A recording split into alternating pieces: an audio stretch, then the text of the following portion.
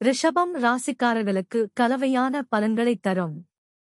மாத தொடக்கத்தில் உங்கள் ராசியில் சூரியனும் புதனும் புதாதித்ய யோகம் அமைவதால் உங்களுக்கு நல்ல பலன்கள் கிடைக்கும். நிலம், கட்டிடம், வாகனம் போன்ற சொத்துக்களால் ஆதாயம் பெறலாம். மாத இறுதி வரை ராசி அதிபதி சுக்கிரன் 12ஆம் வீட்டில் பெயர்ச்சிப்பதால் நீண்ட பயணங்கள் அல்லது வெளியூர் செல்லும் வாய்ப்புகள் கிடைக்கும். இந்த நேரத்தில் உங்கள் செலவுகளும் அதிகரிக்கும். ஆனால் நீங்கள் அதை உங்கள் ஆடம்பரத்திற்காக செலவிடுவீர்கள் மற்றும் உங்களுக்கு மகிழ்ச்சியைத் தரும்.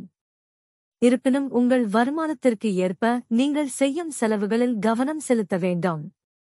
இந்த மாதம் முழுவதும் கேதுவும் ராகுவும் 4ஆம் மற்றும் 10ஆம் வீட்டில் தொடர்ந்து பெயர்ச்சிப்பதாலும் 7ஆம் தேதி முதல் செவ்வாயும் 3ஆம் வீட்டில் இருந்து வெளியேறி 4ஆம் வீட்டில் கேதுவுடன் சேர்வதாலும் குடும்ப வாழ்க்கையில் ஏற்ற தாழ்வுகள் இருக்கும். குடும்ப வாழ்க்கையை கெடுக்கும் செவ்வாய் கேது அங்காரக் யோகம்.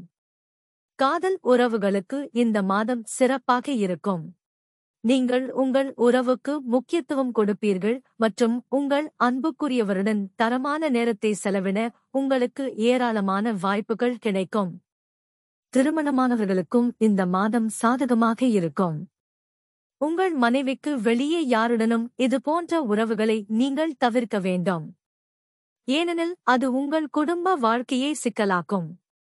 மாணவர்களுக்கு இந்த மாதம் புத்திசாலித்தனத்தை சரியாக பயன்படுத்தி கல்வியில் முன்னேற்றம் அடையலாம். உத்தியோகத்தில் ஏற்ற இறக்கங்கள் இருக்கும். 10ஆம் வீட்டுக்கு அதிபதியான சனி பகவான் மாதம் முழுவதும் 11ஆம் வீட்டில் இருப்பதால் உங்கள் பணியிடத்தில் நீங்கள் உறுதியாக இருப்பீர்கள் மற்றும் உங்கள் மேலதிகாரிகளின் ஆதரவை பெறுவீர்கள். கேது உங்கள் 4ஆவது வீட்டில் இருப்பதால் உங்களுக்கு வியாபாரத்தில் லாபம் கிடைக்கும். 5ஆம் வீட்டின் அதிபதியான புதன் உங்கள் ராசியில் சூரிய பகவானுடன் சேர்ந்து பெயர்ச்சிப்பதால் உங்களின் புத்திசாலித்தனம் நன்றாக வேலை செய்யும். 4ஆம் வீட்டில் கேதுவும் 7ஆம் வீட்டில் ராகு பகவானும் இருப்பதால் உடல் ரீதியாக பிரச்சனைகள் உண்டாகும்.